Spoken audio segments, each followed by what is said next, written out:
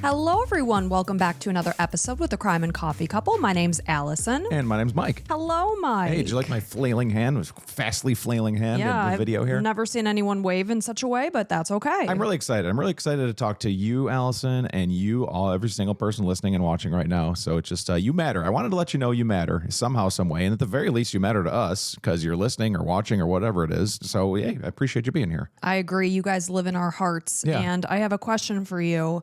Have you been smoking Marlboro Reds with the filter out? How did you know? Behind my back? How did you know? Your voice is telling me that that's what's happening. Oh my gosh. I am been ripping darts over there by the garage, just going to lighten them up. Allison's in the bathroom. I'm going to go suck down some cigs. I've actually been smoking pipe recently. Mike used to say that to me. He's like, I feel like I want to start smoking a pipe. Yeah. I was like, you absolutely will not do that. I mean, a lot of us have those stories of like our uncles or grandfathers or something just getting down in the basement and just smoking that pipe and just packing it in. And, you know, it's such a good smell, too. I mean, for you kids, you didn't like it ever? No, my uncle used to smoke a pipe. You didn't like the smell? Not really, no. Oh my gosh, my uncle Chuck used to smoke pipes and I loved the smell. Like I was intoxicated by it, even as like a young person. I was like, man, I never even tried it. I mean, I probably did sometime in high school, but I just loved the smell of like natural tobacco. Like cigarettes smell like garbage to me. Don't do that. Yeah, don't do that, kids. Not a good idea. You know that. I mean, we don't have to tell you. It's cancer and all that stuff.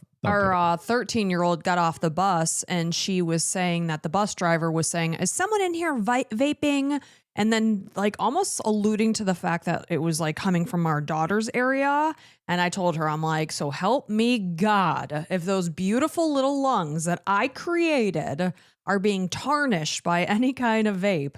I was like, get in that house and empty all of your belongings. I'm looking through it. Did you? I was just joking. You should have. No, I trust her. She was not vaping on the bus. Yeah. And if you do vape, don't do it. It's bad. It's bad news. It's like one of those things I always harken back to the old days where like me and Allison, we were born in the 70s, late 70s. 79. Yep. So at the same time, our parents, like both of our moms, my mom smoked during that period. Your mom didn't start smoking until after that. My mom started smoking when she was probably like 21 or 22. Oh, I thought it was 30. No, it definitely wasn't 30. Maybe she was like 22, 23. They got married. My mom got married 2 days before her 21st birthday. So I call BS. I think it was much later. It wasn't much later, but the point is my parents were already married at the time that she started smoking. And it was something where at her work, her coworkers would go out for a smoke break. So she would go out with them and she's just standing there with idle hands. Mm-hmm. So she was like, well, I may as well start smoking. Well, you try a little drag and it's like, okay, fine. Then you get addicted. I know. Stuff gets you. And my dad's like, if you were smoking when we met, I wouldn't have dated you. And she got really mad about that. Well, I mean, I can see his point though. I couldn't be married to a smoker. There's no way. I could date a smoker. You know why? Why? If she smokes, she pokes.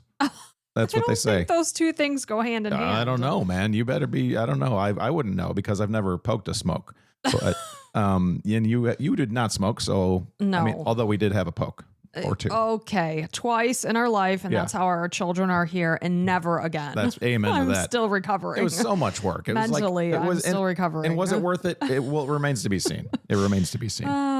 So how's life going? You feeling good? I'm a little okay. Not my voice. It's a little like a sickness going on, but I should be totally fine by next week. But I'm gonna miss it because I sound fantastic. Yeah, in you my wish opinion. you could keep that voice. I was making some TikToks and I'm like, no, the thing is near. And I was like, in a world. I got a new tattoo while I was in Sedona with my girlfriends. The plan was that we were all gonna go and get a tattoo, and then they started to one by one wimp out on me. And then they started to come back in. They're little wussies. All of them are little wussies. I told them, I said, hey, no pressure on my end. If you don't want to get one, don't get one. But I am getting one. You need it. Getting tattoos is so much more fun with other people. I've never gotten a tattoo by myself. I've always been with someone. It's commemorated something. And real quick, if you had to guess how many tattoos Allison has, just knowing her, especially our longtime listeners, like what would you guess? Just put a number in your head. How many tattoos do you think Allison has? And I almost guarantee 90% of you, that number is higher than you think. Well, they're just fun. I enjoy tattoos. I think they're really cool. It's a way that people express themselves. And this is a bird cage that I got, and the cage door is open. If you're watching on YouTube, the bird is flying out. And that is just to signify a couple of things in my life. One Flew Over the Cuckoo's Nest. Yes, I am cuckoo. We all know that. But the one thing is that I just celebrated my 3-year anniversary of not drinking alcohol. Congratulations. And so did Mike. And it just so happened. So I had been planning this tattoo in my Pinterest for, I don't know, at least a year, maybe 2. And it just so happened to fall on my 3rd anniversary when I got the tattoo. Not even planned, right? Yeah. And then the second thing is I've scaled back from my regular 9-to-5 job as a clinical dietitian to focus more on the podcast. I still do work there, but just not full time. Yeah, thank you to you guys listening again. So you matter to us. You truly do. What a blessing. Awesome. You should be proud of yourself. Oh, thank you. Yeah. I really do like my tattoo, and I totally bonded with the guy that did the tattoo. It was called Destination Tattoo in Sedona, and they were top notch, lovely. Because sometimes when I go into a tattoo shop, they act like I'm a basic bitch. They're like, oh, how cute. Yeah, she's got her tramp stamp and everything. You so. want to get a cute little sun on your body? How cute. Yeah, well, it's okay. That's their job, right? Otherwise, if they didn't have basic chicks like you, then they wouldn't have a job. But Maybe this they would. place was so welcoming. They were amazing. So let's answer the question. How many tattoos do you have? I think I have 9. 9. Sounds about right. Yeah, I think so. And your first one came at like 16 years old? Yes. Wow, My she mom got had inked to up. come. Yeah. And sign. And it was so weird. I was talking to the guy, and this was in Illinois, and he was telling me that it's painful. And by the way, I don't mind the feeling of getting a tattoo. It's almost like therapeutic to me. It's almost like I relish in that pain. Oh, it makes a lot of sense. So he grabs my hand out of the blue. And again, I'm only 16, and he takes a push pin and rakes it down the top of my hand. That's not right. It was so messed up. It started bleeding. I had a scar in that location for probably about a year. Why did he do that? He wanted to show me what it would feel like to get a tattoo. Oh, I'm about to feel what it's like because you're going to get a tattoo. And now you assaulted me, you piece of garbage. So I'm talking my tattoo was healed in maybe a week or so, and I was left with a scar for about a year. What a garbage. Messed up. Yeah. Yeah. Terrible. Don't get tattoos, kids. Tattoos are awesome. You should get them, kids. Oh, gosh. Me and our daughter, she will be 14 by the time this episode is released because her birthday is coming. But we're already thinking about our matching tattoos. I'm going to come out and say it. I'm not a huge tattoo guy. Well, you do have one tattoo. I don't know do. if we've ever talked about it on this podcast. But Mike, where is that tattoo? On my right butt cheek, it is a C for the Chicago Bears. And if you search the internet enough, you can find it. I posted it somewhere, I think on a Bears forum somewhere, so you can find it. And I don't know if anyone wants to see that. Yeah, there's probably little hairs sprouting out of it and stuff. It's nothing great. It's not. I mean, it's on my butt. Oh, you have I'm to a mammal. explain what happened when you went in to get the tattoo and he quoted you a price. Yeah, I will. So, first of all, I'm sorry I'm a mammal. Secondly, when I got my tattoo, me and my friend went in. It was just like something stupid. Let's get a Bears tattoo on our ass. We're like, all right, cool, let's do it. We go in, we get a quote. He's like $50. We're like, all right, cool. And he's like, where's it going? And I was like, right butt cheek. He's like, oh, That's 80. Yeah, that's like what I think it was less 70 or maybe Yeah, So- I think it was from 50 to 80. Okay, so 80. And so like that's what it was, but I didn't hear that. He said that to my friend. I never got told that. So my friend gets tattooed and then it's my turn. I get tattooed and he's like, all right, $80. I'm like, you said 50. He's like, no, man, 80 for the handling charge. I'm like, no, you never told me that. Sorry. So I'm not paying you $80. You told me 50. You told my friend 80. You didn't tell me 80. I would have said no. So that seemed very unprofessional. 100%. Like it's skin. Like Yeah, it's skin. Yeah. Get over and yourself. it's not like on my butthole. Like Right. butthole maybe because you got like, I don't know, just like dirty things. Oh going yeah, on. for sure. But no, you just had to like kind of pull your pants to the side. Your whole ass wasn't out or anything. No, I show it like at bars all the time. So Yeah. if you ever see me in public, go ahead and ask me Mike for it. will show you. 100%. Yeah. So if you're watching on YouTube, you'll see that we have our Christmas tree up. It's our black podcast Christmas tree. Christmas time is here. Oh, we did that last time. Sorry. But it is, I love Christmas, man. I'm so glad to be done with stupid Halloween. I love Halloween, and Charles, our skeleton, is hanging out in the tree. Yeah, man. He's just, Oh my gosh. God, you almost knocked the Wow, tree I'm very over. large and there's not a lot of room here. So I'm Lord. sorry. All right. So on that note, shall we dive into this cup of coffee? Yeah, real quick. I stumbled upon some old episodes of our first podcast, Basic Suburbia. Mm-hmm. And this is a little teaser. We may release some episodes at some point. I don't know. I don't want to. Allison's saying no, but I don't know. I don't want to. It's just us talking for like 40 minutes. It's Yeah, pretty fun. I'm not into it. Okay, maybe patrons. Who knows? What if the We'll patrons see. want it? What if the subscribers want it? I don't think so. Okay, well, that was fun. I Anyways, take the fun and I squash she it. sure does. All right. So are you ready? I'm ready. All right. So this is a listener suggestion from Anna, and this is the disappearance of Claudia Lawrence. So 35-year-old Claudia Lawrence was last seen on Wednesday, March 18th, 2009, before she truly seemed to vanish into thin air. So more than 16 years have gone by, and in those years, she has missed major milestones. She has missed celebrating both her 40th and 50th birthdays. Throughout those years, her home has remained preserved by her family, who hope and pray that maybe one day she might still return. I mean, based on history of things, I don't know if that's a I great know, chance. but when someone's grieving, you can't fault them for anything. So her unworn dresses remain hung in the closet untouched, while those, remnants of her house have been eventually pushed to the side walls. But, basically it's just really sad because this grieving family is still holding out hope that maybe Claudia is still out there. So since Claudia vanished and has been presumed murdered, her friends and family have been tortured by the thoughts of what might have happened to her. Where could she possibly be? As the investigation began, her loved ones couldn't even fathom going another week, let alone more than a decade and a half. During the initial days, they truly tried to convince themselves that she would simply turn up with some sort of explanation. Oh, I went on this vacation. It was unplanned. It was a spur of the moment thing. Sadly, that didn't happen. Claudia was born in Malton, North Yorkshire, England, on February 27th, 1974, to parents Peter and Joan Lawrence. They went on to divorce in 1996. She also had an older sister named Allie. So the town of Malton has strong horse racing connections, and every single Saturday, she and Allie would go for riding lessons.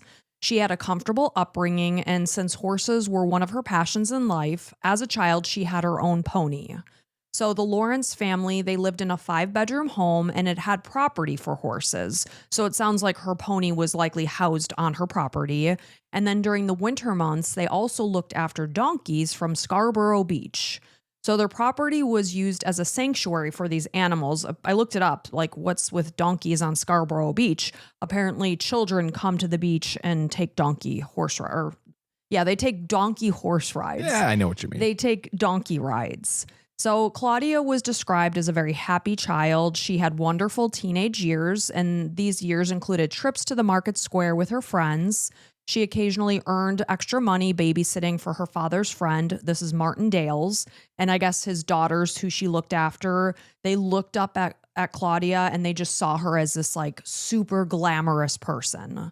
So Claudia and Allie, they attended nearby private schools. And despite the fact that they were very different in character, I always find that funny how you could be raised by the same two parents and be so completely different. Yeah, and like the similar genetics and stuff. It's just a matter of how your DNA came out. Right. So regardless of the fact that they were very different people, they were also very close.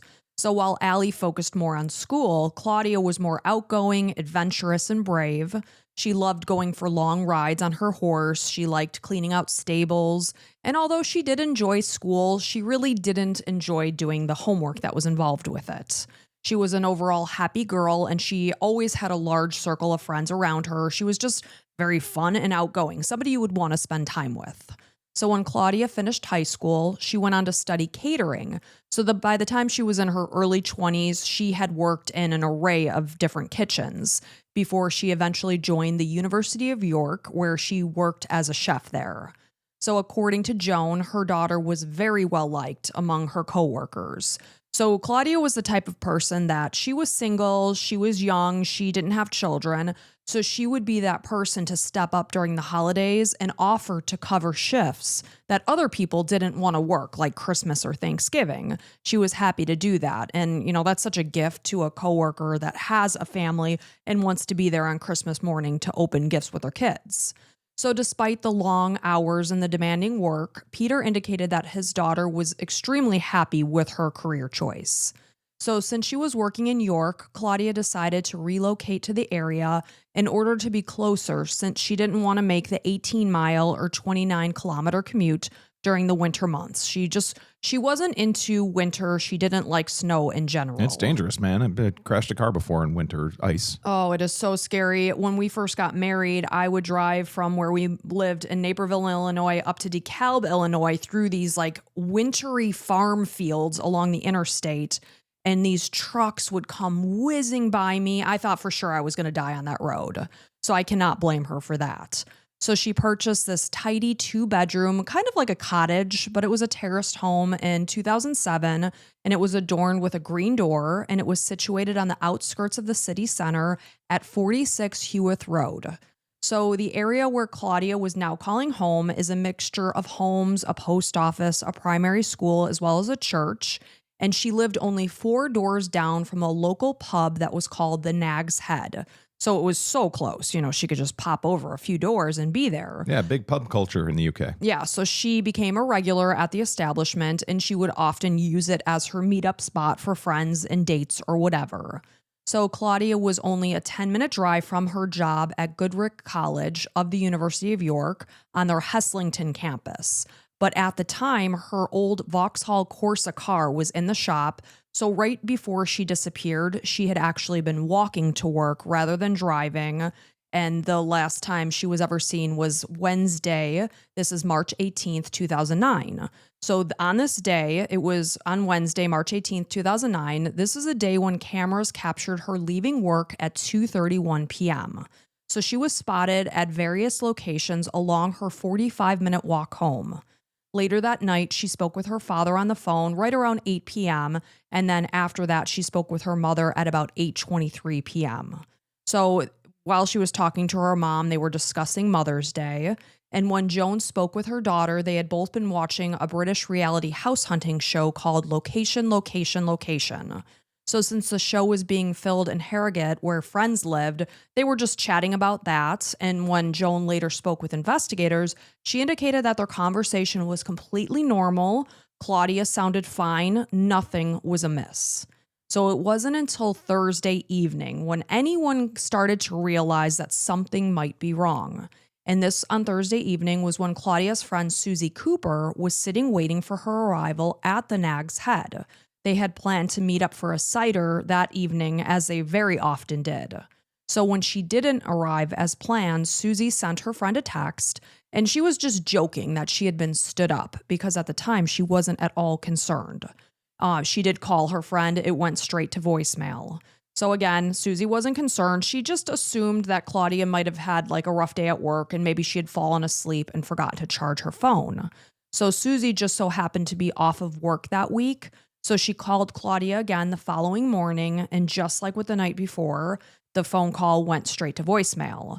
So she continued to do this, call her, go to voicemail, and this was really out of character for Claudia. She was usually very readily available. So as time continued to tick by on Friday, Susie started to get more and more concerned. So Susie, Claudia, and their friend Jen King, they had all met up at the Nag's Head. That's where they formed their friendship. And this happened in 2006. And in those 3 years, they had just formed this super, super tight bond where they talked a lot.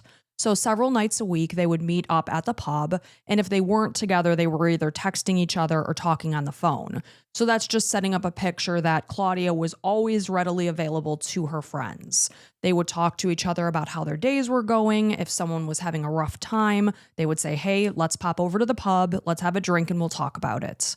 So since Susie and Claudia were such close friends, they often referred to one another as sister rather than calling each other by their names.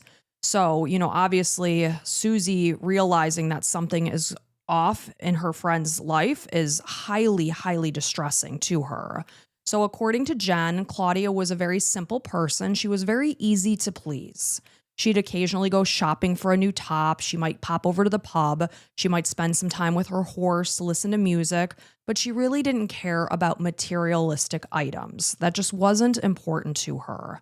She loved a good vacation. She loved spending time in the sun and getting a tan.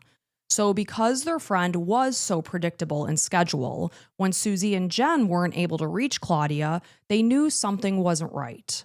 So when they were unable to reach her on Friday into the morning and in the afternoon, finally Susie called Peter to let him know what was going on. And he immediately drove straight over to his daughter's house. And when they entered Claudia's home together using Peter's key, because Claudia's home was locked, they were scared of what they might find on the other side of that door. They just played out various scenarios in their heads as to what could have happened. Did she fall down the stairs? Did she hurt herself? Did someone come over and attack her? But once they found themselves inside, they found absolutely nothing out of the ordinary. So Peter and Susie saw Claudia's slippers. They were placed neatly by her door, where I guess she typically left them. Her bed was made, breakfast dishes were stacked in the sink, and jewelry that she always removed after work was sitting on her chest of drawers. So the kitchen, which was situated next to the bathroom, held her toothbrush and the draining board. But her chef's whites, which she carried in a backpack, as well as her cell phone, were gone. So despite the fact that, yes, her jewelry was on her chest of drawers and her purse and her bank cards were there, as well as her passport, the picture they saw in Claudia's house was suggesting that maybe she left for work on Thursday morning. Yeah, why else would her work stuff be gone? But Right. the jewelry, like every single piece of jewelry, basically. Like kind of like I'm picturing you, like, you know, like you'd always put on rings and bracelets and everything. Yeah, so I am not a very big accessory person. I keep the same earrings in all the time, but I take my rings off every night before bed, except for my sleep ring that I use. So I do wear my rings to work. However, Claudia working with food, I don't know. Did she wear her rings routinely while she was cooking with food? So it might have been that the establishments didn't allow jewelry, like you can't have fake nails and all of that stuff. So I'm not sure in terms of the jewelry how often she actually wore them to work.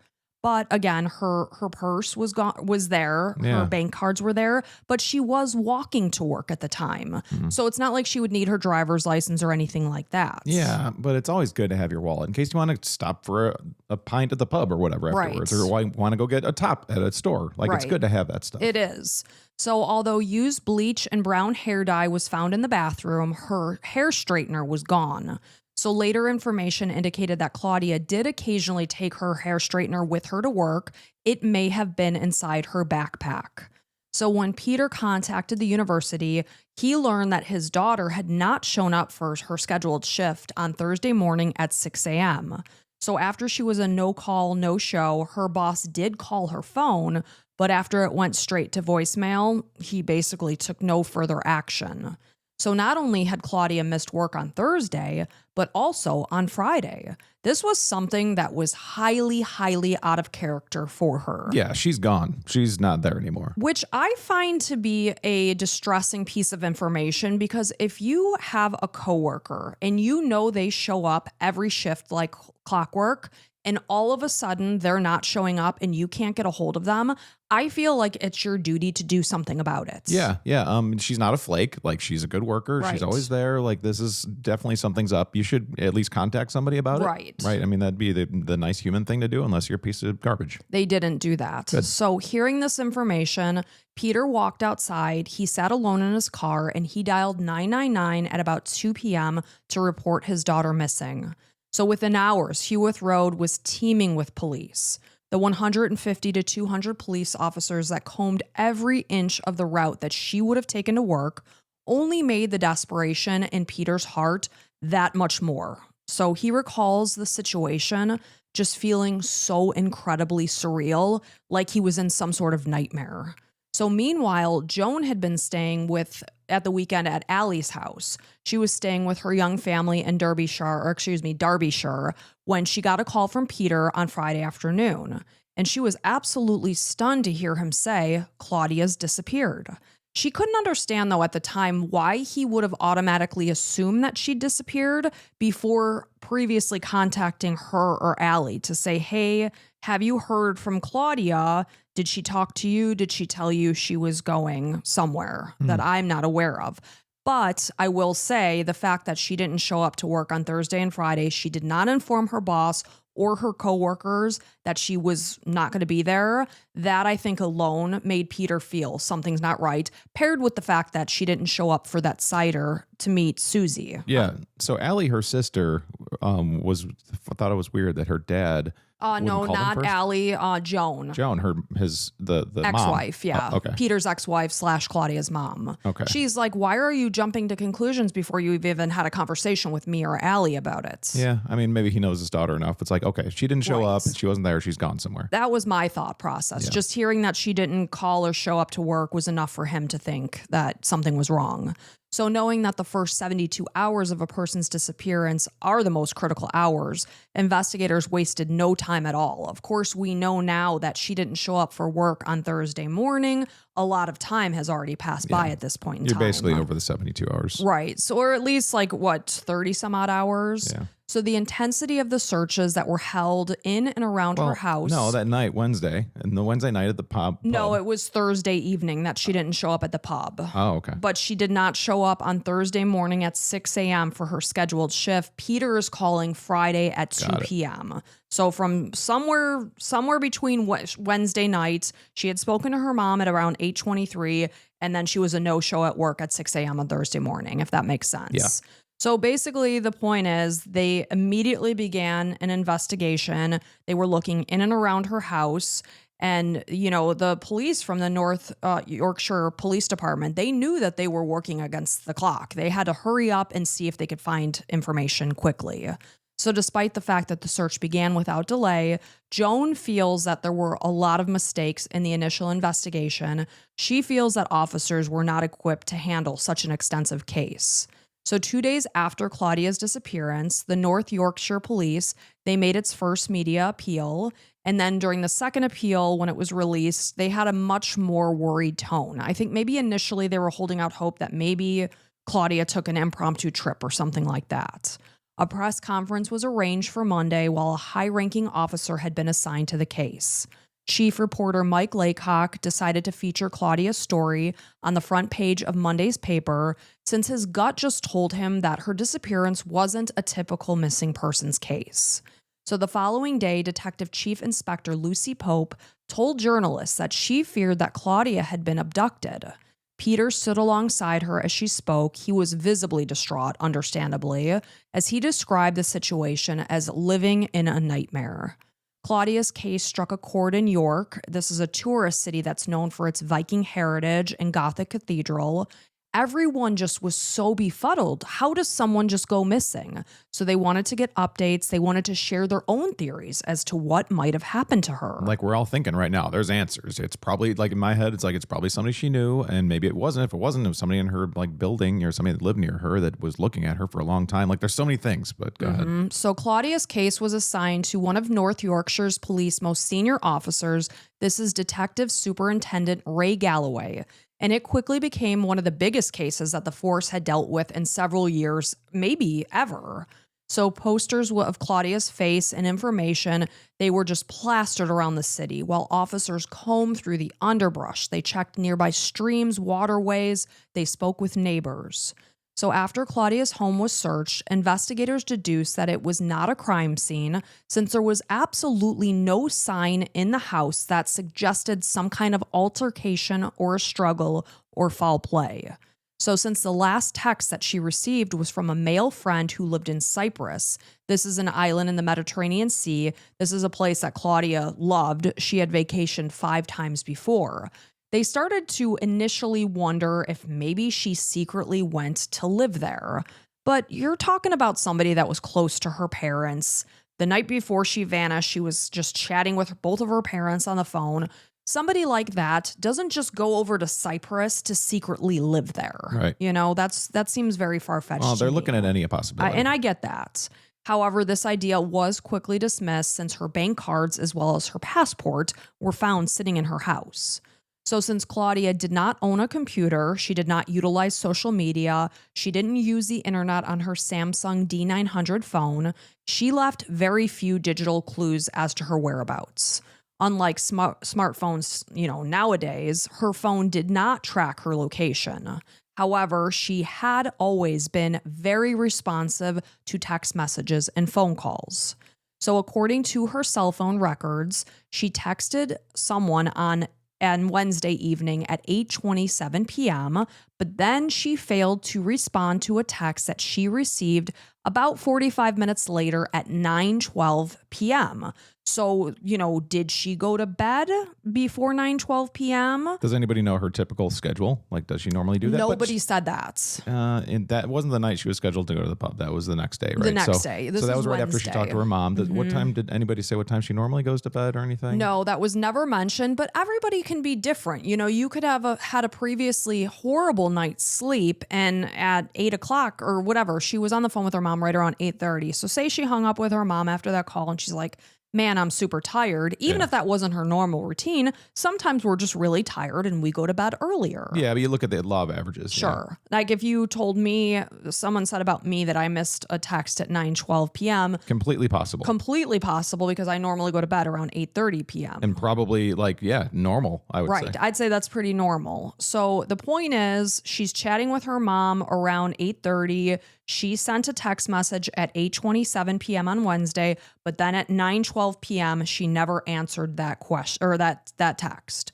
So analysis of her phone shows that it was deliberately turned off at 12:10 p.m. the following day, Thursday. 12:10 p.m. So noon. Like a little afternoon. Okay. Yeah, afternoon on Thursday. So this is before anyone knew anything was wrong because she had yet to miss that meetup with Susie at the pub. And this is pointing to likely that she probably went to sleep then that night. Possibly. So the point is, according to research, her phone did not track her location. Right. So, that's something to consider too. Whereas nowadays, if someone took me with my cell phone, you would see that it pinged somewhere else. And in 2009, people aren't thinking about the phone being tracked either. Whereas Perhaps now, not. it is. You know it is now. So the point is, on Thursday afternoon at 12:10 p.m., it was deliberately turned off. It was within an 8-mile radius of York. So it could have been right there, right by her house. The point is, it had not traveled far. So Claudia's phone has never been recovered. It never pinged off towers along her route to work. Although, again, the information here says it didn't track her location. So the pinging is different. It's not. There's no GPS, but the cell towers, as you're traveling, it'll connect to different cell towers. So it never pinged off of different cell towers on her way to work on Thursday. So detectives were initially certain that Claudia left for work on Thursday morning as scheduled. This is March 19th. And believe that something happened to her along her 45-minute walk between Hewitt Road and Goodrich College. This is a distance of about 2.9 miles or 4.7 kilometers. It's a long way. It is, and that's why it would take her upwards of an hour. Yeah, and if she does it every day, then, somebody looking to get her would know that she does that. She didn't do it normally, but it was because her car was in the shop. So I don't know how often she would do it if her car was in functioning order. Sometimes people like to start their day with a good solid walk, and then they don't have to hit the gym that day, because in total, there and back, it's close to 6 miles. Yeah. So since her shift began at 6 a.m. and she normally left to walk at about 5 a.m., it would have still been dark outside. Records indicate that the sun rose that day at 6:09 a.m. I will tell you that backpack was missing with her chef whites in it. And someone made a comment on Reddit that indicated that there's certain places in the UK that require food service employees or chefs to change on premises so that they know that they're being put into clean clothing. So whether or not Claudia did that, I'm not entirely sure. Did she walk in her street clothes, get to work, and then change into her chef's whites? Not entirely sure about that. Wouldn't a reporter somewhere talk to her place of work? You would think that? so. That information is not available. So a number of witnesses came forward, including a cyclist who saw a woman that Thursday morning that was matching Claudia's description. She was talking to a man who was later dubbed by police as the left-handed smoker. The witness saw him near the electricity substation at Melrose Gate Bridge at about 5:35 in the morning. Since the man wore a dark hoodie, his face was hidden, so the cyclist couldn't say what he looked like. The area in question was an 11-minute walk to her house, and from that location, it would have taken Claudia another 37 minutes to walk to work, meaning she would have arrived at about 6:12 a.m., making her late for her 6 a.m. shift had this woman in question indeed been Claudia. So the location wasn't as far as Melrose Gate shops, which had CCTV cameras. This is cameras that depicted Claudia walking home only the day before in the afternoon. So this suggested that she never made it that far on foot on Thursday morning. Another witness came forward and indicated seeing a man and a woman who were arguing on a grass verge next to a car on University Way, right around the time Claudia was set to start her shift at 6 a.m. Despite numerous appeals, the identities of both of these couples were never discovered. So although no body had been found, there was no crime scene, there was no suspect. 6 weeks after Claudia disappeared, the investigation was reclassified from a missing persons case to a homicide investigation. Wow. And the reason they did this was because there was zero proof of life. Right. There was nothing to suggest that Claudia was still alive. So Joan sadly learned about this detail while she was watching a news report, which honestly seems really crappy to me. You don't say you're taking a missing persons case and scaling it to a homicide investigation without further, previously talking to the parents. That just seems very callous to me. That's garbage police work. So that just gave her an absolute shock because in her mother's heart, she's holding out hope that her daughter is still alive. So Joan was highly critical of the initial investigation, as I mentioned earlier. She said that officers used a photo of Claudia that she had blonde hair in the photo. And this was not up to date with what she looked like at the time that she went missing. What the hell? Whose choice was that? I don't know. So at the time that she went missing, she had dark brown hair with auburn streaks. So even after Joan pointed out this error and offered a more up-to-date photo, they continued to use this image of Claudia with blonde hair for the next 4 years, according to what Joan said. So not only did she feel that, she wasn't kept in the loop as to what was going on, Joan also indicated that investigators hadn't done a forensic search of her cottage for 6 weeks.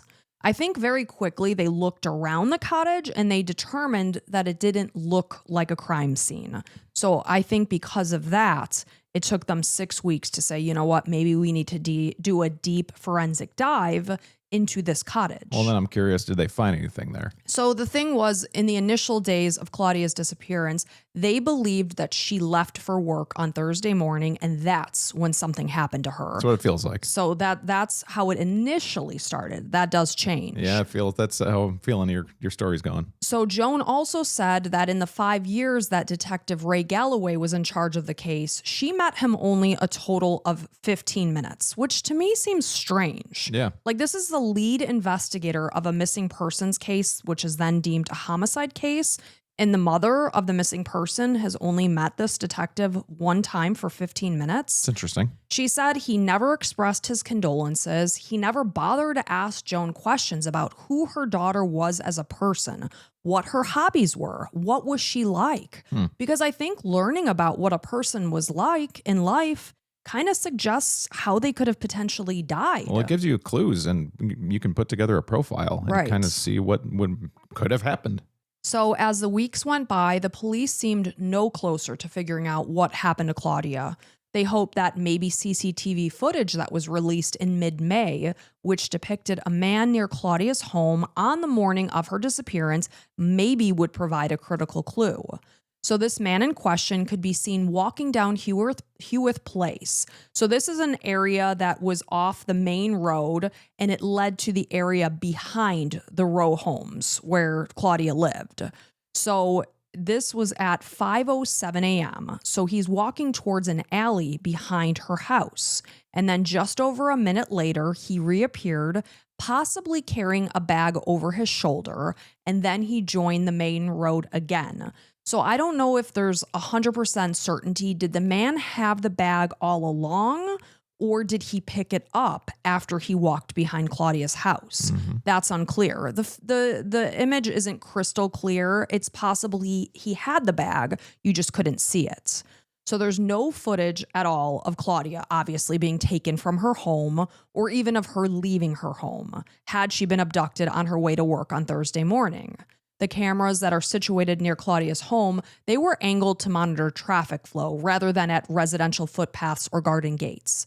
They didn't depict the front of Claudia's walkway or her walking route to work. So had she been approached close to home or had she been taken from her home, it would not have been captured. So Galloway told the York Press that the man's action that was seen at 5:07 a.m.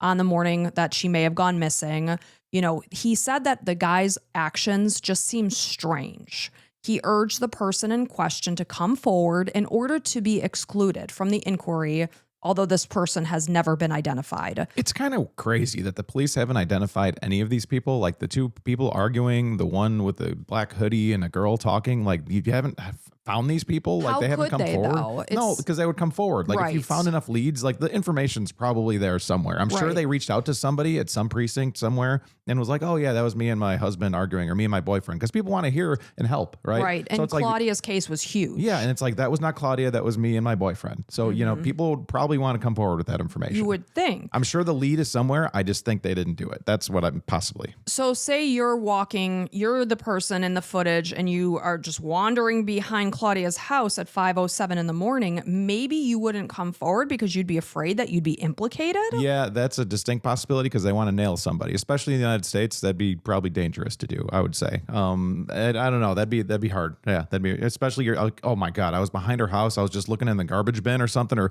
picking up some cocaine from my friend, or whatever it might be. Reason it might be. You're like, yeah, it probably somebody walking around at 5 a.m. in an alley probably isn't doing the great things, I would guess. One never knows. Yeah. So detectives also announced that they were trying to find the identities of two men seen at Claudia's front door 1 week before she vanished. One man looked toward the downstairs window while the other looked up at the first floor window. I mean, that's creepy. Yeah. So one of them was described as standing around 5'5" with a distinctive long, thin face, He's just a little guy. a pointy nose, and dark circles under his eyes. Is he a human rat? And I also don't understand how it was that clear when the footage isn't very crisp. That's How weird. could you tell that he had dark circles under his eyes? And a pointy nose. Like in what, 2009? These Yeah. images are probably super grainy. I saw the stills of like the man in question that was walking. You would never know if he had dark circles under his eyes. So I don't know. The other man in question was of a heavier build at about 5'7", and he was wearing a waist-length jacket and jeans. Just like before, these two men have never been identified. But why are they lurking around Claudia's home? Yeah, it's definitely worrisome. Why are they looking at her windows? So in June, this is 3 months after Claudia vanished, the lead detective told BBC Crime Watch that investigators were focusing on Claudia's romantic life, which is appropriate. 100%. That'd be one of the first things I'd look at. Right. So Galloway wanted to know who she was seeing, if she had a boyfriend, if anyone had been paying unhealthy attention to her. And she had a boyfriend a year ago and somebody's jealous and whatever. And there was reports that she may have spent the night at a man's place shortly before she vanished. The identity of this person has never been publicly revealed. Oh, okay. I was going to say they never found out who it was. It's like, oh my God, do they know anything? Yeah, no, they just never revealed it. So he must not have ever been a suspect. So, she was just kind of freely dating, whatever. So they were just trying to pay more attention to her personal life. And in a second appearance on a show, Galloway described Claudia's relationship as complex and mysterious. So these vague yet suggestive terms immediately became the subject of tabloid headlines. And with this, rumors began to swirl. Complex and mysterious are very loaded words. I know. So these tabloids gave this air of suggestion that Claudia somehow deserved whatever happened to her. Former Metropolitan Detective Chief Inspector Clive Driscoll believes that Galloway's comments turned public opinion against Claudia and had a detrimental effect on the investigation. He believed that Galloway went about it the wrong way and should have phrased things differently. You do have to be careful with your words. Yeah, this is the Galloway guy that didn't talk to the mom, right? Yes. So like he's clearly not good with people. He's probably shouldn't be in the position he's in. I mean, I hate to say it, but you have to have some people skills. Right. And the unfortunately. media will grasp onto any little crumb that they can Yeah, they because want they want to eyeballs. sensationalize Sure. things. So according to the National College of Policing's murder investigation manual, if you find out how a person lived, you'll find out how they died. It also indicates in the majority of cases, as a lot of us know, there is a prior association between the offender and the victim. Most times the victim knows the person that did something to them. Right. Understanding a victim's lifestyle and their routine is key to finding out why or how they died, as the majority of women are killed by a partner or ex-partner. Yeah, men are crazy, man. We have testosterone going through our veins, and the ones that are off their rockers, as we know, every single week, they do some bad things. So this made some defend Galloway's focus on Claudia's love life. I don't think anyone could defend him focusing on Claudia's love life. That's like... Or not defend him. But yeah. No, like him focusing on Claudia's love life is a great very idea. important. Yeah. I think it's not that fact. It's how he worded Yeah, what staying he said. mysterious and complicated or whatever he said. Complex, I think it was. The best idea is like, if you don't have something real to say, just say, we're looking into it. It's been a challenge. And that's it. Leave it at that. Leave it at that. Once you're leaving complex and it's like you're opening a can of worms. I agree too. It's very cryptic.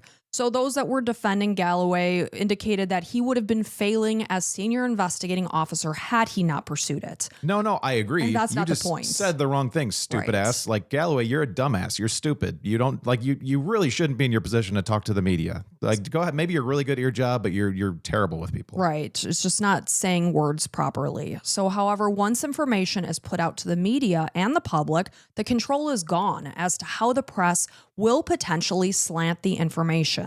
So, according to the phrasing of some journalists, they describe Claudia as a scarlet woman or a homewrecker. Her romantic life and alleged affairs were represented in the press as being key relevance to her case and her status as a victim. According to a criminology lecturer at Lancaster University, this is Dr. Charlotte Barlow. So according to Dr. Barlow, these negative terms are only really used to ever describe female victims. So this gives a suggestion that somehow this female victim, being this, in this case, Claudia, is responsible for their fate. It's crazy that even like, I'll make a TikTok about this. Somebody will be like, yeah, well, she was a hoe. It's like, whatever. I'm not saying that at all. I'm just saying, for example, somebody might say something about a woman and it's like, all of a sudden it's never okay to like have somebody abducted and murdered. And like, that's just, we all agree on that. So why are we even focusing on that part? Right. She could have like been with several married men, not saying she was, No. but even so, you don't deserve to be killed. That's so absurd to me, but that's what happened in Claudia's case. Like, we can all agree that that's still, she can't be killed no matter what the situation, right? So it's like, okay, well, let's stop talking about that since Yeah. it doesn't matter, right? I don't give a damn who she was dating. Right. What happened to Claudia? Right. Whatever happened to her, she did not deserve. We can't just take people from their homes and murder them. So rather, the blame and focus should always be on a perpetrator. I was talking to you about this recently because we were talking about the shame women feel when there's a sexual assault against them. And I said, I wonder where that came from. Like, why? And I'm not saying that you shouldn't feel the way you feel, but I'm just saying, where did that come from? Like, if I'm attacked and sexually assaulted, why do I have shame? Well, why would you think? It's got to be the way people are making victims feel. That's what it is. No, like, let's say it happened to you. Like, why would you not come forward initially? You probably would, right? You want to think that you would, but like, what are some reasons you might not? You don't want people to think about you in a certain way? Maybe I don't want to be looked at as a victim. Right. But honestly, back in the day, there was a lot of talk about what a victim was wearing when they were attacked, as if that should matter. I don't care if I have a friggin' bikini on while I'm walking down the street. Don't effing touch me. Right. Is what it comes down to. It's not like free range. Like, oh man, this chick can be fondled. Nope, still can't. We're still in a society here. Right. So the point is, all of this negativity that was being swirled in the media about innocent Claudia, all it did was tarnish her reputation and intensify the pain that her already grieving family was facing. So according to police, they believe that over the years, Claudia had several lovers, something that wouldn't be unusual for a single woman who was dating. So when there were suggestions made that she was the other woman, she was painted in the press as someone that her friends didn't even recognize. They were like, this is not Claudia. Well, right. You got to ask the sisters that hang out at the pub. Like, Right. is this who she was? Like, ask them. They would really know her. They talk to her every single day. Exactly. So the way that Claudia was being depicted in the press was not at all who she was as a person.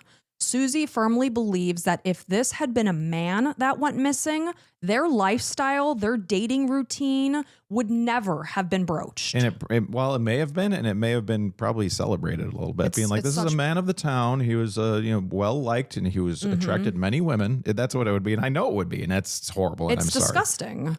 So according to Jen, when the media began focusing on her friend's personal relationships, they no longer highlighted the fact that Claudia was a wonderful person, a loving daughter, a sister, a friend, and a chef who went to work each and every day, regardless of the fact if she woke up feeling terrible. She didn't want to leave her coworkers in the dust. Like, she stepped up and covered holidays for people. I know we always sensationalize and like try to remember people as really good people, but it genuinely sounds like she was a pretty decent human being. Yeah, absolutely. And obviously we highlight people's good points when they die because everybody was, what do they say? Don't ever be a ray of sunshine, or like, if you light up a room, don't light up a room because you will die. Right. That's like a joke because everyone who's been murdered lit up a room. Right.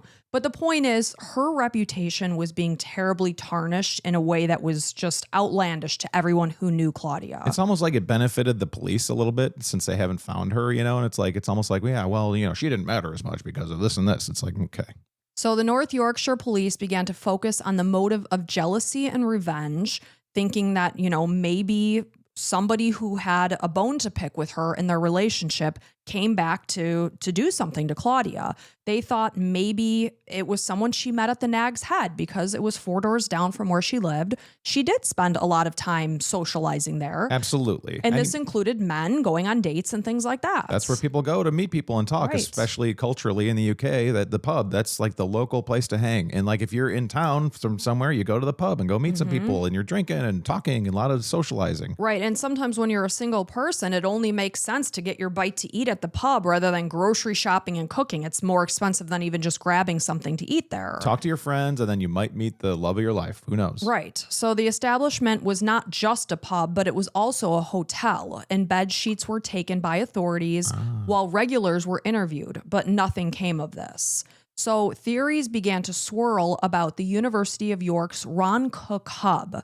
And this is a building on campus that was being constructed in 2009 with an intended purpose of serving as a gathering spot for creativity and interaction. It's this beautiful building. I think it was like 21 million pounds to build. So the point is, it was actively under construction at the time that Claudia went missing. So there were speculations, theories that maybe Claudia was involved with someone who was helping to build this hub. And staying at the hotel and all that stuff. Exactly. So there were theories that maybe she had been murdered and they knew that this was the time to do it because they knew that concrete was being poured. So there's theories that maybe her body was dumped in an area where then concrete was poured. Can you imagine? It's awful. So as time continued to pass, leads started to dwindle, as they do, because time goes on, memories fade, possible suspects might die, they might move, whatever. So as time continued to go on, the force scaled down the investigation in July of 2010, and then by the following February, Crime Stoppers withdrew its £10,000 reward, which I personally feel is really shitty. Well, they probably had to put it to another case that was more likely to be solved, perhaps. It's not like they have unlimited money, right? Yeah, I get it, but I don't know. It just kind of makes it feel like Claudia is no longer important at this time. It's a tough situation. So according to Galloway, he remained haunted by Claudia's case and speculated that he could have potentially unknowingly spoken to her murderer. Of course. Very possible. So in 2013, 4 years after Claudia vanished, a newly established major crime unit took a fresh look at Claudia's case under the supervision of Detective Superintendent Di Mallon. So he completed his review of Claudia's case for the North Yorkshire Police and concluded that the person or people responsible in her disappearance were likely very close with her, likely part of her everyday life. Yeah, I mean, I'm not any part of any secret force or anything, but that's the first thing you think of. It's like somebody in her inner circle, somebody she knew, somebody that was targeting her. So it was either well planned or there was a large element of luck that allowed them to get away with it, meaning they were somehow not spotted on any CCTV. It's like they knew where the camera footage was. They knew to grab her at this place. Or just so happened wherever they grabbed her, there was none. Right. Well, that would be the element of luck. So he feels that they were probably helped by the fact that some that were close to Claudia withheld key information. I'm not talking about Susie or Jen, but just people in her lives just didn't come forward with information. They felt that they were holding back from something. So Mallon's team spent 2 years digging up new leads and theories, the most significant of which considered the idea that whatever happened to Claudia happened on Wednesday, March 18th, 2009, rather than what the initial investigators believed, that what happened to her happened on Thursday while she was on her way to work. Those whites being gone, like her clothing, that just reeks of her going to work. Like, Right, I mean, it does. that's such a, I don't know why else they would be gone. And you could say the murderer took them to make it look like she went to work, but like who the hell would think that far ahead? Like most of these murderers are idiots, so they barely get away with things. I don't know. Especially if it's a crime of passion. Yeah. Like if the person came over to Claudia's house not intending to murder her, but then they got into an argument and snapped, then they would have time though, because There's time. It's just, would you think that far ahead? I mean, if you want to cover up a crime, Wouldn't you need take to. her like credit cards and stuff too? You would think. So Clive Driscoll also supports this theory and feels that it's more likely that she came into harm overnight rather than in the morning after she left for work. So the point is, we don't know. Did it happen on Wednesday after she hung up the phone with mom? They're chatting about location. She never responded to that text message at 9:12 p.m. Was she simply sleeping, or had something happened to her between 8:30 p.m. or whenever she hung up the phone with her mom and 9:12 p.m.? Yeah. We don't know. Yeah, and it's completely possible because they did focus on her going to work, and it's like maybe you're missing and looking for the entirely wrong thing the whole time. Right. So it's possible that after she ended the phone call with her mom and sent her final text on Wednesday night at 8:23 p.m., something could have gone horribly wrong. I wish they had a reason to explain why her clothing was gone. I know. So Claudia's home was re-examined 6 years after she vanished using techniques that hadn't been available to the original team. So this turned up fingerprints and DNA that remain unidentifiable to this day. But you think about all the people that went through her home after she'd been missing. Yeah. I mean, who knows how many people were touching things, leaving their DNA behind. Yeah. So officers combed through the alley behind her home on their hands and knees, as it's likely that if something happened to her on Wednesday night, the person would have utilized the alley. Sure. The point is, like this, they're on their hands and knees so many years after. This is 6 years after. Yeah. We're talking about snow, rain, whatever kind of, things may have been back there could completely be degraded by this time. I give them credit for trying. Yeah, I do too. But I guess I wonder why weren't people on their hands and knees 6 years earlier? Yep, because you can't go back and change things. I think they were just so dead on the fact that they thought whatever happened to Claudia happened after she left her house on Thursday morning. And that's why they weren't on their hands and knees in that alleyway. Right. So the review also unearthed additional CCTV image that was similar to those released in the original investigation of that man that I mentioned that was seen near Claudia's home on Thursday morning, walking behind her house in the alley at 5:07 a.m. and then coming out 1 minute later. So the new footage was recorded by the same camera during the previous evening and appeared to show the same man. And I did see images of the guy Thursday morning versus Wednesday evening that look like the exact same person. So he walked onto Heworth Place, and out of shot before reappearing about a minute later. He stopped briefly while someone up ahead walked across the road, as almost like he didn't want to intentionally cross paths with this person. Mm-hmm. So this footage was recorded on Wednesday, March 18th at 7:15 p.m. just about an hour before Claudia spoke with her parents on the phone. So at that point in time, she was alive and well. We know that for sure. But it's just odd that this person was trolling around the back of her house Wednesday at 7:15 and then again Thursday morning at 5:07 a.m. What was he doing? That's the question. Was he scoping it out? Was he seeing? And obviously they haven't seen him before that or after that, right? Because they would probably look at the cameras and You be would like, imagine, but I don't know how often they were recorded over or whatever. Yeah. They did have that footage of the men that were staring down and up 1 week earlier, the pointy nose and Different the stocky. camera. Yeah, exactly. So in 2014, 5 years after Claudia vanished, police made their first arrests. So in the weeks before she vanished, Claudia's phone had been traced to an area in North Shields on Tyneside where a home was searched. And then the cellar of the Acombe pub in York was also dug up. Why they thought those things, they never released the details of. But regardless, nothing suspicious was found when they dug up this cellar. So a 59-year-old man was held on suspicion of murder, and a 46-year-old man was held on suspicion of perverting the course of justice. I will tell you that both were released later that year without charge. So over the years, a total of 9 men have been arrested in connection with Claudia's disappearance, but none have faced any charges. There were also suggestions that she may have been the victim of a serial killer named Christopher Hallowell. So the same year, police received or released CCTV footage of a car that was seen near Claudia's home on Thursday morning, March 19th. It was an old-style silver Ford Focus that was driving along Hewitt Road at about 5:42 in the morning, and then it was seen braking as it approached her home. I will tell you, had she been around that area at 5:42, she was definitely going to be late for work. Yeah. So investigators have also attempted to find the owner of a white Vauxhall Astra, which is a compact car. It was seen on CCTV on Wednesday night, March 18th.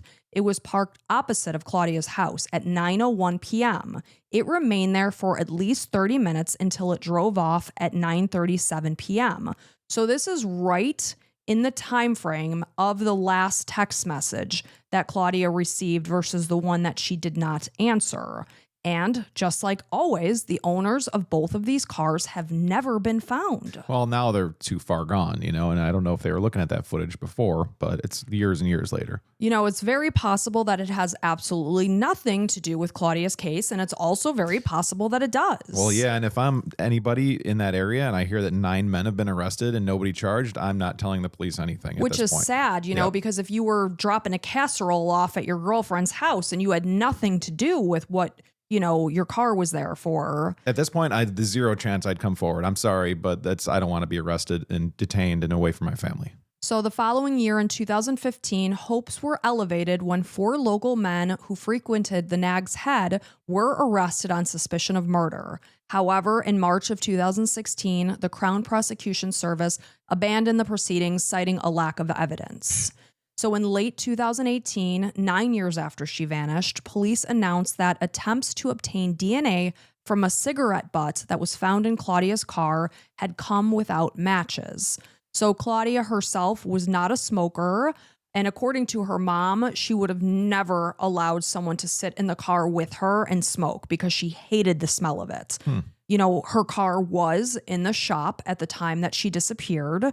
But, whose cigarette butt was this? It'd be very strange if you found a cigarette butt in my car. Oh, absolutely. Because I don't smoke and ain't nobody smoking in my sweet baby Jade. Well, it used to be the same for me until I started smoking recently. Yeah, you're doing it behind my back, though. Wink, wink, nudge, judge. So despite the thousands of names and statements that were recorded, hundreds of interviews and searches, police were still missing the crucial piece of the puzzle.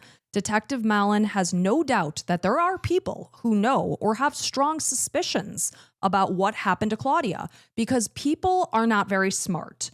They like to talk. They might get intoxicated one night and spill something. Especially the pub culture. If it's anything to do with the pub, somebody probably came by and once said something, whether it's that pub or somewhere else nearby. Like, come forward with any idiot that said something about it. Right, but for whatever reason, they're not coming forward. Maybe they're afraid that they might come into harm's way. Yeah, because you arrested 9 people. So obviously you're happy to arrest anybody that might have something to do. Like, maybe do better police work, man. That's crazy. Like, just me not even knowing about this, there's no way I'd come forward. I said it again. It's crazy. So as it stands, Claudia's case is in what is known as a reactive phase, meaning that it will only be reviewed if new information comes to light, while Chief Inspector Clive Driscoll believes that the case would benefit from an independent review, possibly a different force, because it's always good to get someone else's perspective, a fresh set of eyeballs on it, maybe think of something that this other team didn't think of. So this would allow, like I said, new perspectives to potentially provide some answers as to what happened to Claudia. So as a decade went by with no answers, those close to Claudia remained in agony.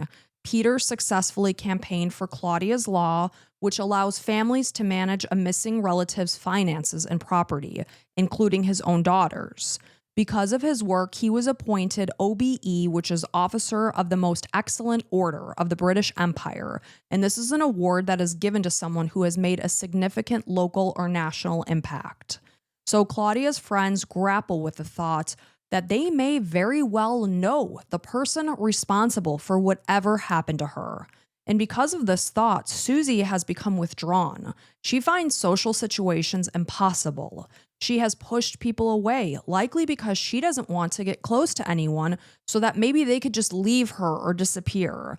It's just got to be so tormenting to know that your best friend just vanished and you have no idea what happened to her or who is responsible. You look around, it could be anybody. I would assume you'd get pretty paranoid. Yep. So according to Joan, she refuses to believe that her daughter is dead because she doesn't have this cutoff feeling. And when she wakes up and she checks the forecast, she thinks of her daughter. When it's a snowy day, she knows that Claudia wouldn't have liked it because she hated the cold. When she wanders through a grocery store and she sees tulips, this is Claudia's favorite flower, she thinks of her. She refuses to give up hope that one day she will find out what happened to her daughter. Claudia would have celebrated her 51st birthday in February of this year, 2025, a time when a new officer, Detective Superintendent John Sygrove, took over as senior officer for the investigation. Despite the passage of so many years, Sygrove urges anyone with information to come forward, as it's never too late to do the right thing. Every new piece of information is carefully investigated, and according to the North Yorkshire Police, they will never give up on the search for the truth. Claudia's disappearance in 2009 prompted the largest and most complex missing person case in history within the North Yorkshire Police Force. For 16 years, her family has felt pain and despair, not knowing where their daughter or sister is. Sadly, Peter Lawrence, Claudia's father, he passed away at age 74 in February of 2021 without ever knowing what happened to his daughter. And Joan is now in her 80s, and she describes her life without Claudia as a sentence that she never fathomed could go on for this long. The podcast Answers for Claudia has uncovered new details about Claudia's disappearance, including the fact that the backpack that Claudia was last seen wearing was found by a woman who had been out walking her dog days after Claudia vanished. So the bag was sitting beside a tree stump near River Tees at Ingleby, Barwick. So this is about 40 minutes from York, and it contained, because a lady looked inside the backpack, it contained foil-wrapped sandwiches. So when the woman saw an article about Claudia that included the description of her missing backpack, she realized, oh my goodness, that's the backpack I saw sitting there. She went back to that location. The bag was gone. Now we have no idea. Is it 100% Claudia's bag that woman saw? Who knows? Did she normally bring tin-foiled sandwiches to work? Not these that I are know questions of. that need to be asked. Yeah. I don't know. So Answers for Claudia released its first of 13 episodes on April 30th, 2024, with the most recent episode released on August 18th, 2025. It's a podcast that's hosted by journalist Tom McDermott. So to this day, Claudia's home on Heworth Road remains frozen in time, preserved in hopes that she will one day return. And that's just the sad fact that her family is just suspended, not knowing. Anytime you lose someone you love, There is major grief associated with it, but to have someone vanish without a trace and not have any idea what happened to them. Were they taken from their home? Were they abducted by a stranger along the way? Were they poured into concrete? Are they still alive and being held captive somewhere? That has to be a horrible kind of hell that I can't even imagine. So there is no judgment at all towards Joan, who wants to keep her daughter's home preserved, thinking maybe one day she'll come home. And that's just so sad to me. So it's kind of interesting, and this is another sad side, but people are breaking into Claudia's home. There's been at least 3 break-ins, one as recently as September of 2025. Well, they all know nobody lives there, right? Yeah, and then there's just like little things that Joan will see. Like there was a little ticket stub on the floor that she knows wasn't there. Some of Claudia's undergarments have been messed with. There's been tapes that have been moved and set on a dresser that they weren't there before. Things shifted around in her closet and that sort of thing. So when Joan returned to her daughter's home recently with Tom McDermott for the podcast, they found a secret loft in January of 2025. So this loft was found above clothing behind closed or closet doors. So when Tom went inside, he found yellow insulation material as well as a table leg. So he passed this information on to John Sygrove, not knowing, did the police even know that this room existed? So Joan is just very apprehensive about investigators, and she really feels hesitant for them to search her daughter's home again unsupervised. She feels that they've previously failed her. So, she has her reasons for feeling the way she does. Sure. So officers did tell Tom that during the initial investigation, they used a camera device to take a quick look inside the secret loft. They never actually went into it. It might have nothing to do with Claudia's case. I would guess nothing. Probably not. Yeah. So the podcast also heard from a woman who is going by the pseudonym Lucy, and she indicated that she was in a previously abusive relationship, and during an argument with this man over papers regarding a property, he threatened her, and he said, "Sign the effing documents, otherwise I will get the gypsies to come and get you. They'll feed you to the pigs. There won't be any evidence left of you because the pigs will eat everything, including the bones, just like what they did to Claudia Lawrence." So the woman also claims that it is her ex-partner who was the mystery man seen on CCTV outside of Claudia's house on the night that she disappeared. Although the footage is hard to make out, she says she is 100% sure because she recognizes his distinctive looking stooped walk. Is I it can see that. possible? Possibly. This woman also seems like she's got a lot of things to say, so it's interesting. So Joan has remained in her home in Melton because Claudia knows her address. She knows her phone number, and she hopes that one day her daughter will come home. She also keeps her landline running since Claudia knows it by heart, and she believes that her daughter is out there and that she may have been abducted. Maybe she's being held somewhere, but 16 years have gone by. So anyone with information that could assist in investigating in this investigation is urged to come forward and can do so anonymously at www.crimestoppers-uk.org. And then please quote Claudia Lawrence, when providing details. And although 16 years may have gone by since Claudia went missing, someone out there knows something, and her family deserves answers. And that is the sad and tragic disappearance of Claudia Lawrence that remains unsolved to this day. Yeah, man, a lot of things to think about. Like I kept saying, I know it's, you might be thinking like, Mike, you're like potentially hurting people from coming forward for things, but I wouldn't go to the police with anything. But there's better options like this crimestoppers.uk.org. That's a much better option to go towards. Or also this Tom McDermott podcaster guy who's a journalist. I don't know if he's like a real, like a study journalist or not, but whatever. I think, he's clearly looking for things to bring up on the podcast with the attic and thing. That was interesting, but I would go to him or Crime Stoppers. Like if you feel Crime Stoppers is too close to the police that are just looking to arrest somebody, then just go to Tom McDermott and tell him. And I'm sure he'll keep things very quiet, but he'll have more information and then he'll be able to pass it on to the right authorities. So I think that'd be the best way to go. Now, and we've got Joan, unfortunately, man. I mean, I don't know if this is good for her to keep all these hopes alive. I think closure, I don't know, psychologically, hopefully she's talking to a therapist. It's got to be very, very crushing. I mean, just not to have any answers. I think we all can realize that she's probably never coming home, unfortunately. But if it helps Joan to keep things alive, whatever you got to do to just keep yourself going. Yeah, I can't even imagine, you have children and you have these images of them having this happy life. And Claudia was doing that. She was a happy woman. She was a chef. She was doing it and living her life. And then one day you talk to your daughter in the evening and that's the last time you hear from her. She just vanishes. They don't truly even know. Did something happen to her Wednesday night after she hung up the phone with her mom?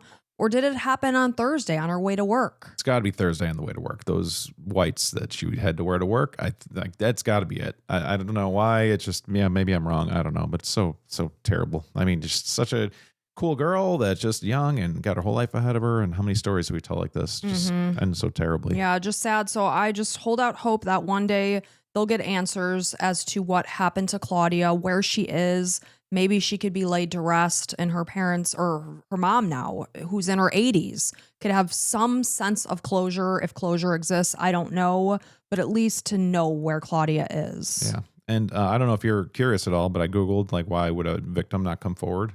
And they said, number one is the brain under trauma often creates confusion and self-blame. Why didn't I do something? Maybe I somehow let this happen. I wish that couldn't be the case. I wish we could change the way that it's a person who's attacked by someone is never at fault. It's always the attacker that is at fault. Absolutely. And no one should feel shame. Easy for me to say. Well, I mean, stories like this bring it up. It's now we're dragging her name through the mud because Right. maybe she had a good time and was young and fun. yeah, and she had every right to be out dating. Absolutely. You're single. I mean, maybe you shouldn't be dating married men, which we don't know if she did or not, but Right. either way, whatever. Yeah. So, and then most victims predict they'll not be believed because maybe alcohol was related. The perpetrator was someone they knew and there was no physical injuries. So they're sweep it under the rug, whatever, and then shame is a powerful silencer. Yeah. And I'm not blaming a person for feeling the way that they do by any means. I hope to never know that feeling. I know. As a man, it's, it's almost a 0% chance, but as a woman, it's got to be terrible. And I'm sorry.